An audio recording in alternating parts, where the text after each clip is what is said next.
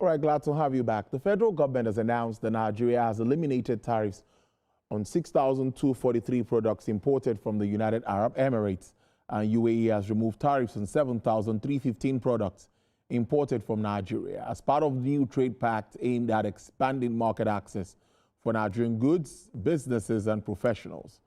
The Federal Ministry of Industry, Trade and Investment disclosed this via a document on the Nigeria-UAE Comprehensive Economic Partnership Agreement signed in January 2026. According to the ministry, the agreement would expand market access opportunities for Nigerian products, businesses and professionals into the UAE while facilitating investment flows, marking a major step in Nigeria's non-oil export drive and economic diversification. But all in all, it's a good news. I mean, we need to be very deliberate about trade partnership. I've advocated for us having some trade partnership that leverage on the strength we have to be able to increase our foreign exchange earning. And I think this is one of them. And this, I think it's a step in the right direction, and we need more of it, actually. We need more of it, actually.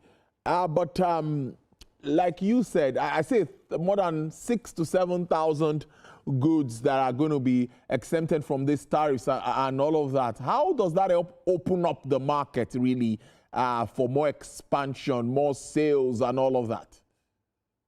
No, of course it is, because it's important to put in perspective that UAE GDP is ×2 of Nigeria.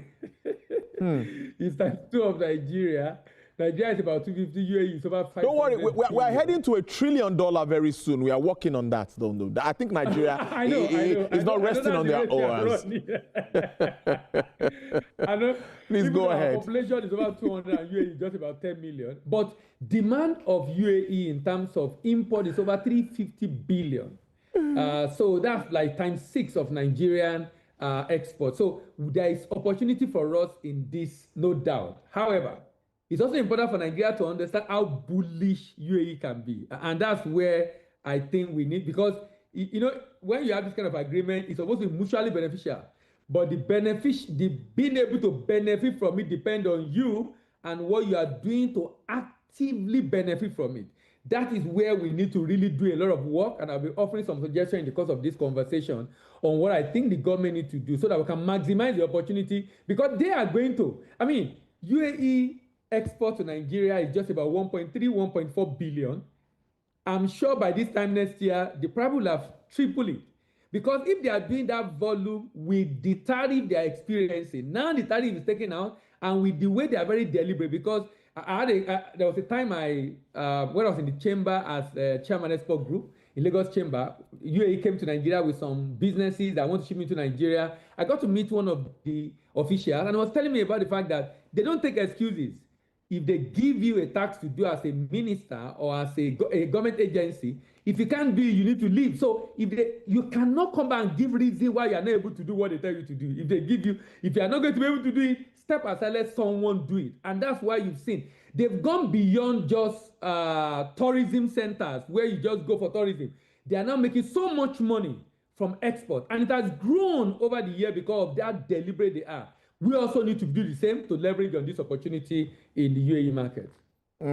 I'm very concerned about our diversification agenda.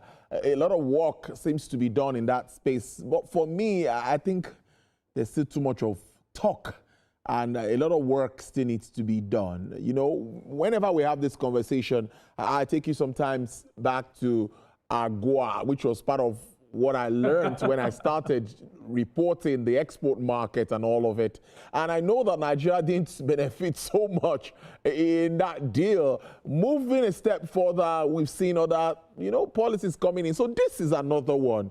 Let's identify the pros and the cons of this agreement, because not all agreements like this sounds good, but sometimes they might not just be too juicy at the end of the day. Yes. Look at AGOA, ETLS in West Africa, AFCFTA is on, and now we're having SEPA, and a number of other agreements that probably are not even doing as well as this other one. There are fundamental issues and problems Nigeria must address to grow non-oil export. The CEO of NPC addressed press conference yesterday we have grown to about, I think, 6.2 billion, which is commendable. Last year was about 5.4, 6.2, commendable, sincerely. With the little resources they have and the steady growth they are having, I won't blame any NPC need more support than they have been getting. So with little they have and going this much, I think it's commendable for NPC. Now, one of the reasons why we are not maximizing the potential of free trade agreement is the fact that the government seems not to be very deliberate about why signing this agreement, also doing what is necessary to grow it. Let me give an example. Do you know that there are people today, and I know of customers, exporters in Nigeria, who have facility with Nexim Bank, who are due to be funded, to be credited, who cannot get funding because Nexim need to wait for other people that take a loan to pay first because they don't have enough funding. Government have just graciously capitalized BOA. I don't know how much of that money are released, but I understand it's about 1 trillion being targeted. Nexim need that kind of funding. So as we are signing this agreement on one hand, we also need to ensure the organization saddled with the responsibility of primary export is also funded to be able to do what they need to do so we can maximize this agreement. In fact, if we don't do something about it, our manufacturer will take some hit. Specific products like plastic, chemical, petroleum products, machineries, computers, mobile phone, apparel, textile, and gasware are likely going to be heavily impacted. It's important to understand the way UAE operates. They are not primarily a manufacturing economy. They are a trading economy who process and re-export. So they are going to add some value to ensure it meets up with the rule of origin agreed, and they are going to ship into Nigeria, and we might be seeing a lot of cheap, re-exported and lightly processed goods enter Nigerian market at scale. And that's why we also have to take advantage. And we also have to check it to ensure that we don't have dumping happening. We don't have them violating the agreement and whatever it is we have agreed in terms of the level of the definition of the rule of origin and the level of value addition and processing done on the product shipping to Nigeria. It sounds really good. The minister was quoted, she said that even the UAE officials agreed to that Nigerian businesses can now establish in UAE corporate entities, branches, subsidiaries, and all of that. I think they're talking about services too. Yeah, we could begin to export services to both countries. Is that right? Yes, very correct, very correct. Visa will not be an issue. I think about 90 days, multiple entry. It's going to be an, of course, you can't have this kind of agreement and put restriction on visa. Yes. How do the business people travel from one country to the other? So I was not surprised to see that, because that should be part of it. If you are finding a free trade agreement, which is the challenge we're having in Africa under AFCFTA, the fact that you still need visa and this process of visa is so strenuous to go to some country, we should get to that point where it should be easier for me to enter and come out at any point in time if I'm going to be able to do the business in that country. So that's part of the agreement, and I think that makes a lot of sense. And that's just, for me, ancillary part of the agreement that are needed to make it work. So beyond this agreement, what more should we be looking? UAE is not the only country we could trade with. We have trade relations with other countries, and it's a new year, 2026. Yes, NEPC could be reporting some beautiful figures, but what more do you think we need to do? I'm thinking that there is still more work for the NEPC. There's more work for even the Investment Promotion Council, the Commission, NIPC. All of them have a lot of work cut out for them if we are to get the best of our export markets. Dr. Ayemibo, what do you think about this? Let me say something before I answer that question. Go ahead, I don't want to forget this. Go ahead. It's important that NEPC support Nigerian businesses to focus on our area of strength in this agreement. So, and it has to be value added. For example, processed cocoa and chocolate. I mean, a lot of tourists come into UAE and they buy a lot of chocolate.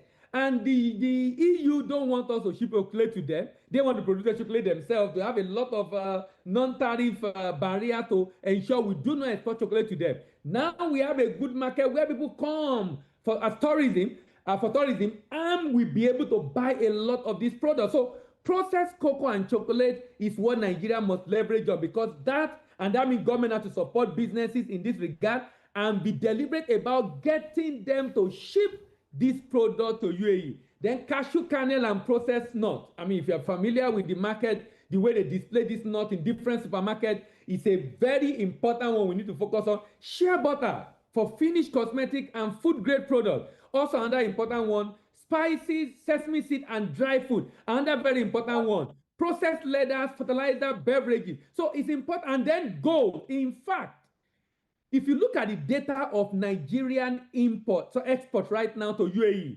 gold is a major part of that. And that means we can leverage on this opportunity within the gold to be able to ship into UAE. So it's important. Now, coming back to your question on what I think NEPC need to do.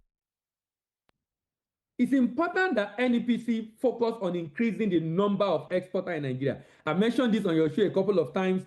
If you look at countries that are growing export, they don't just grow export. The current businesses are getting to their peak. They are getting to their peak.